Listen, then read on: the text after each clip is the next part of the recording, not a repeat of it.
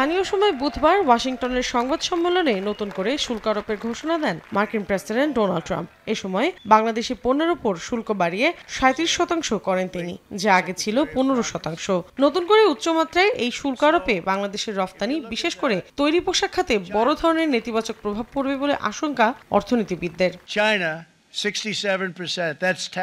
এদিন যুক্তরাষ্ট্রের সব ধরনের বিদেশি গাড়ি আমদানিতে 25% শুল্ক আরোপ করেন ট্রাম্প। বলেন, দক্ষিণ কোরিয়ায় যেসব গাড়ি উৎপাদন করা হয় তার 80%-এর বেশি সে দেশে বিক্রি হয়, আর জাপানে যেসব গাড়ি বিক্রি হয় সেগুলোর 90%-এর বেশি সে দেশে তৈরি হয়। এসব দেশে যুক্তরাষ্ট্রের গাড়ি বিক্রি হয় খুবই সামান্য। মোটরযানের ওপর 25% শুল্ক আরোপের সিদ্ধান্ত বুধবার মধ্যরাত থেকেই কার্যকর হবে বলে জানান তিনি।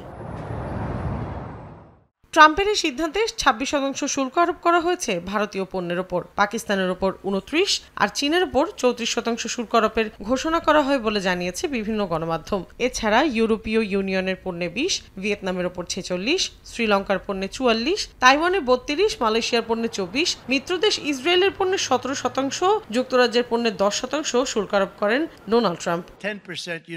একই দিন মিয়ানমারের পণ্যে 44%, লাওসের পণ্যে 48 এবং মাদাগাস্কার পণ্যের উপর 47% শুল্ক আরোপ করা হয়েছে। পাল্টা এই শুল্ক আরোপের ক্ষেত্রে কঠোর অবস্থানে থাকা ট্রাম্প বলছেন, বাণিজ্যের ক্ষেত্রে কখনো কখনো বন্ধু শত্রুর চেয়েও খারাপ হয়। এদিকে দিনটিকে যুক্তরাষ্ট্রের অর্থনৈতিক স্বাধীনতা দিবস বলে অভিহিত করেন ডোনাল্ড ট্রাম্প। নতুন শুল্ক আরোপকে তিনি যুক্তরাষ্ট্রের অর্থনৈতিক স্বাধীনতা হিসেবে উল্লেখ করেন। বলেন, এই দিনের জন্য যুক্তরাষ্ট্র দীর্ঘ সময় ধরে অপেক্ষা করছে। মৌসুমীর সাথী, সময় সংবাদ।